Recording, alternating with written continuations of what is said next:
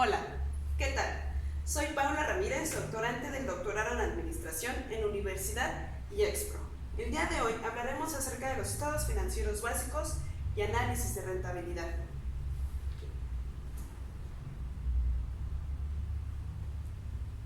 Empecemos por definir qué son los estados financieros. Estos representan el producto terminado del proceso contable y son los documentos por medio de los cuales se presenta la información financiera.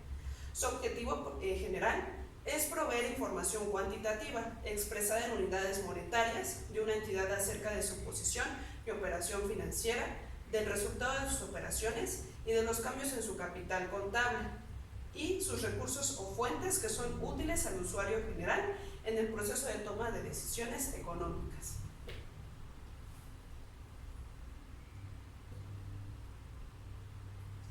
Para satisfacer precisamente ese objetivo se deben de proveer información acerca de la evolución de estos diferentes elementos. Primeramente se debe proveer información acerca de los activos, de los pasivos, del capital contable, de los ingresos, de los cambios en el capital y de los flujos de efectivo. ¿Cómo es que se pueden clasificar estos estados financieros? Son de acuerdo a su función.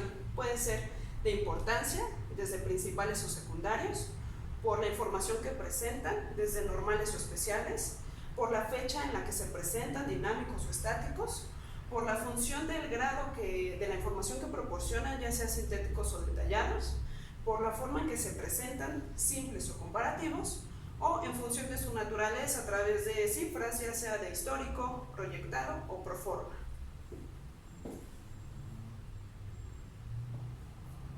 ¿Cuáles son los componentes esenciales del estado de resultados? Encontramos 4.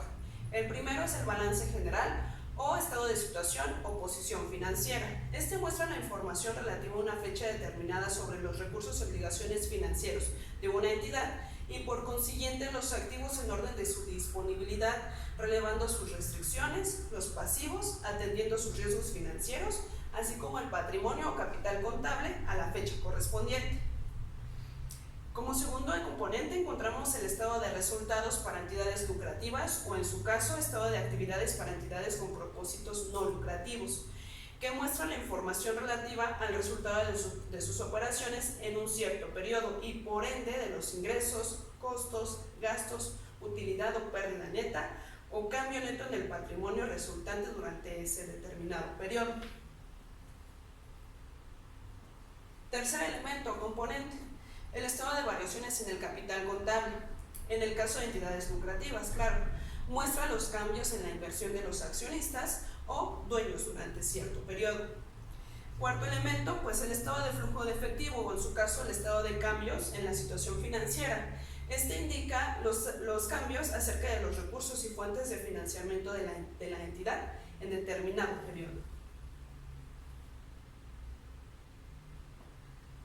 Toda esta información es útil para que en combinación de los estados financieros básicos se pueda primeramente evaluar la rentabilidad de la empresa, estimar su potencial de crédito, estimar la cantidad de tiempo y la certidumbre de un flujo de efectivo, evaluar el desempeño de la empresa, medir sus riesgos y repartir dividendos.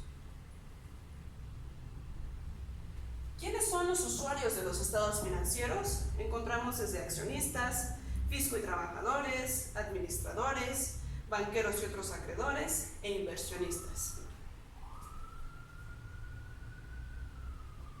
Precisamente para que estos últimos, los inversionistas, puedan tomar la mejor decisión acerca de invertir precisamente en una entidad económica, deben de hacer primeramente un análisis de su rentabilidad, tanto económica y financiera.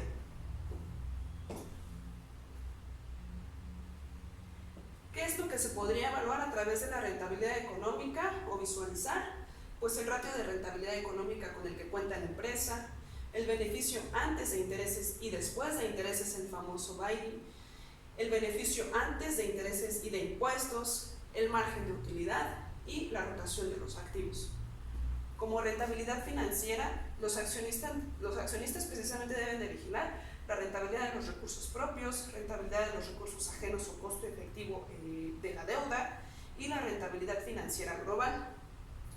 Por consiguiente, juntando rentabilidad económica y rentabilidad financiera, podemos obtener una rentabilidad integral. Ese sería el máximo de una entidad, obtener una rentabilidad integral, un equilibrio entre su rentabilidad económica y la financiera.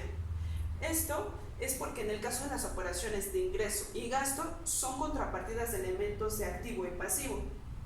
Se sintetizan finalmente en un resultado que conforma el patrimonio neto de la empresa.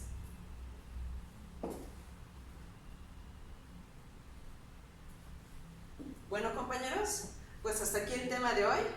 Quedo a sus órdenes. Un placer.